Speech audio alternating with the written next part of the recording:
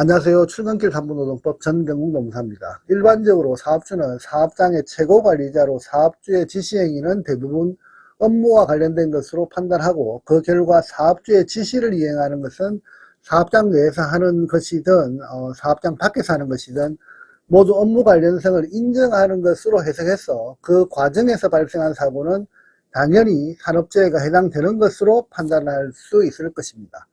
하지만 만일 사업주의 지시에 따라 해당 업무를 수행했고 그 과정에서 큰 사고가 발생한 경우 사업주의 지시라고 하는 그 이유로 사업주의 사적인 지시 행위를 근로자가 이행하는 경우까지 산재로 보상받을 수 있는가에 대해서 법률 해석은 어떻게 되고 있는지 알아보는 시간을 가져보도록 하겠습니다. 먼저 이와 관련된 사례를 한번 검토해보면, 동 사례는 2008년 부산지법 판례 내용입니다. 먼저 사업주는 신발 제조업체를 운영하고 있는데 동시에 A라고 하는 농원을 함께 운영하고 있었습니다. 그리고 근로자를 채용했는데 해당 근로자는 신발 제조업체 업무를 수행함과 동시에 농원의 조경관리 업무를 동시에 수행하는 방식으로 채용됐던 직원이 있었습니다.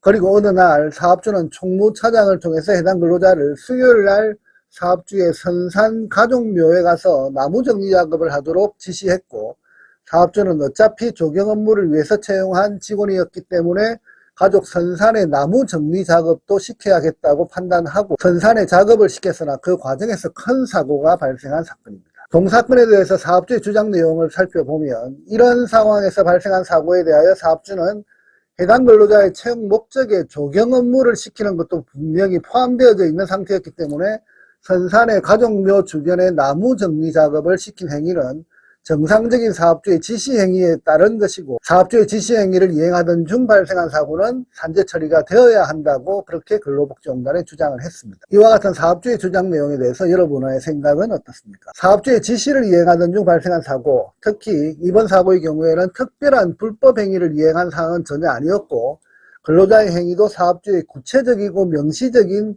특정 지시 업무를 수행하던 중 발생한 사고인데 산재보상을 받지 못하는 경우는 너무 가혹하지 않는가라고 여러분도 생각할 수 있을 것입니다. 이번 사건에 대하여 근로복지공단에서는 회사의 산업재해보상보험법 가입 업종이 고무제품 제조 업종이었다고 하는 점, 그리고 원고의 담당 업무가 조경수 관리 업무도 본인의 업무에 포함된 채 근로계약이 체결되어져 있다라고 하는 점 등에 비추어서 이 사건 사고는 사업주 지시가 있었지만 사업주의 사적인 지시 업무를 수행하다가 발생한 것으로 산재보험법 보호 범위를 벗어난 업무 외 재해에 해당한다는 이유로 요양 불성인 처분을 했습니다. 그리고 이러한 근로복지공단의 판단에 대해서 법원에서도 사업주의 사적인 목적을 위한 사업주의 구체적인 지시행위는 업무와 관련된 명령, 업무와 관련된 지시행위가 아니기 때문에 산재보험법에서 정하고 있는 그 보호 범위에서 벗어나는 것으로 그렇게 판단을 했습니다. 업무상 재해에서 정하고 있는 그 업무라고 하는 것이 어떤 업무이어야 한다는 것을 법으로 정의하고 있지는 않습니다.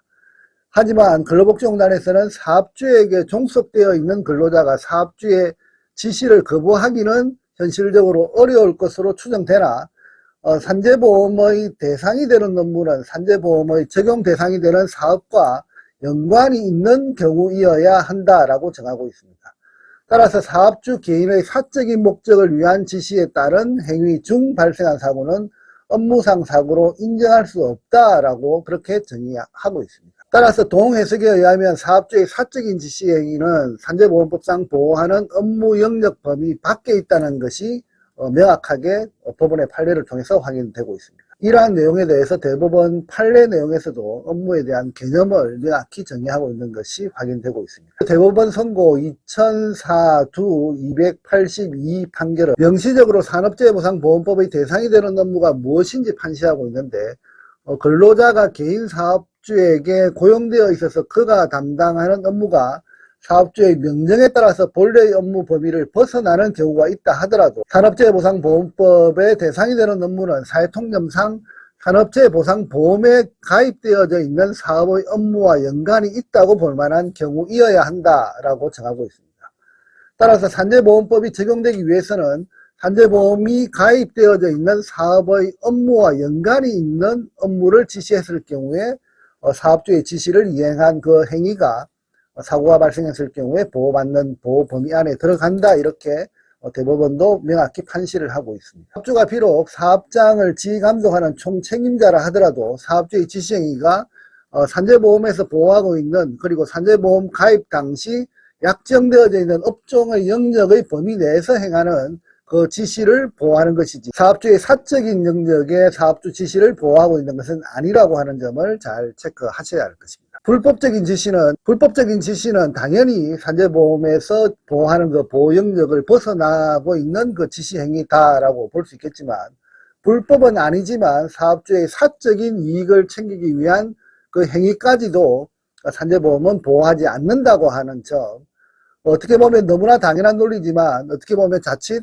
사업주의 지시에 따라 수행한다 하더라도 산재보험의 보호는 받을 수 없다는 점을 강조드리면서 오늘의 주제 설명을 마치도록 하겠습니다.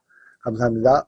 여의도 노무법인은 대표 노무사가 직접 조사하고 분석하고 최종 결론까지 책임 있게 진행합니다.